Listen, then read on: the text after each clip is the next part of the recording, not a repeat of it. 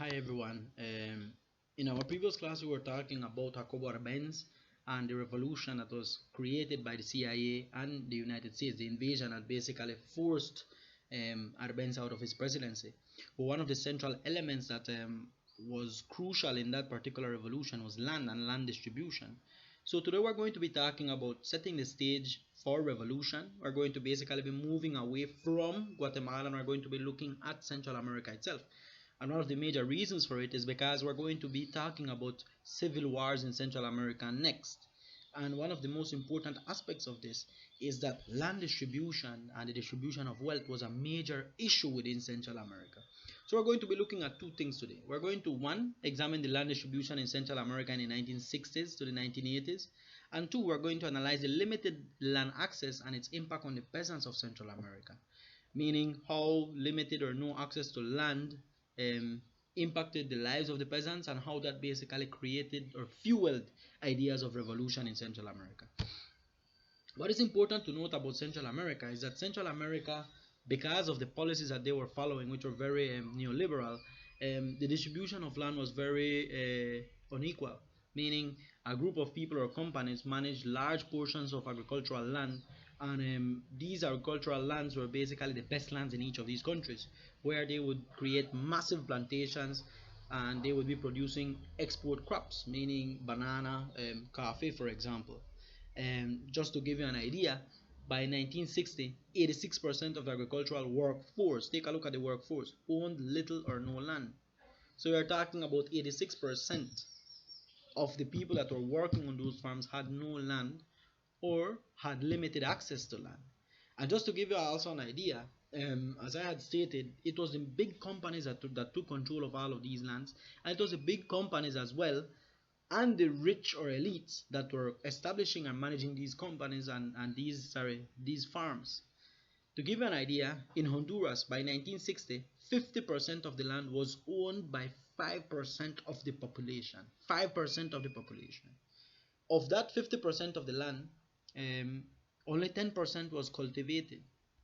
What is important about this is that many of those farms were only producing export crops, meaning they were just simply using the people in those countries as a workforce or as a labor force, and they were producing and getting a lot more money based on exporting these crops out into the world markets. To give you another idea, by the 1950s, 60s, 70s, and 80s, there was a population boom within Central America. So one of the things to note is that by the 1950s to 80s, the population had doubled throughout Central America. And because the population had doubled, it also impacted the access to land because there was a lot more pressure to access land itself. And this was a very important moment, as I had stated, in history, because what you see happening is that people see themselves desperate, and people begin to look at all of these massive large land holdings that in many instances some of these companies could not even occupy. They only cultivated around 10 to 20% of their land holdings. The elites had cattle ranches, but their cattle ranches were not as massive as to control all the land that they had as well. So what you see beginning is that many of these people, the peasants in particular, began to simply go into these large land holdings and squat. And a lot of these landless peasants began to establish their small farms, establish their small houses, and that is how they eventually got access to land. But of course, there was a backlash to this because many of the large landholders also moved towards removing them from those lands. But what this created is that the inequality in relation to the distribution of land created a massive system of migratory labor, whereby Central Americans are going to other countries. For instance, there's a recorded migration of people from El Salvador to Honduras to go and work in an industry. There's a migration from El Salvador or Honduras to Belize as well. They're working and they're trying to see how to survive, but they have no access to land. And this is what basically creates an idea of many of these Central American people beginning to migrate to the urban centers. And in the urban centers, they begin to experience a lot of hunger. They have no access to land, as I had stated. They are now beginning to get closer and closer to the middle class of the cities. And the middle class of the cities are also displaced people that are suffering economically. At this point in the 1970s, 80s, the economy is going down. The middle class is feeling it, and they're beginning to fuel an idea of revolution along with the peasant class, who, as I had stated, was looking for some form of survival. And that is what basically brewed the sentiments of revolution in Central America and basically started revolutions in El Salvador, Guatemala, and Honduras. So it's very important to note how ideas of land ownership, access to work, and unemployment and hunger created a sentiment of having to fight back. So that's what we were going to talk today. But there's something very important that I wanted all of you to be in tune with.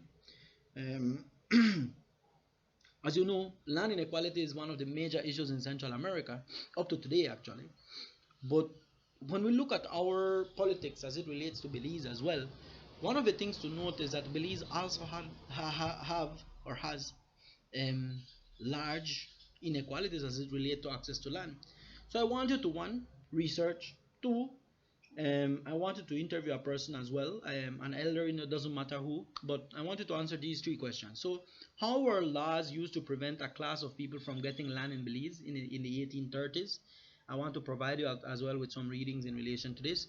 What is Nigel Petillo fighting for? What is the issue? Search for news outlets and their reports. So you can go on Google, type this guy's name and what he's doing in relation to Belize. I think he was on the news just weeks ago or days ago.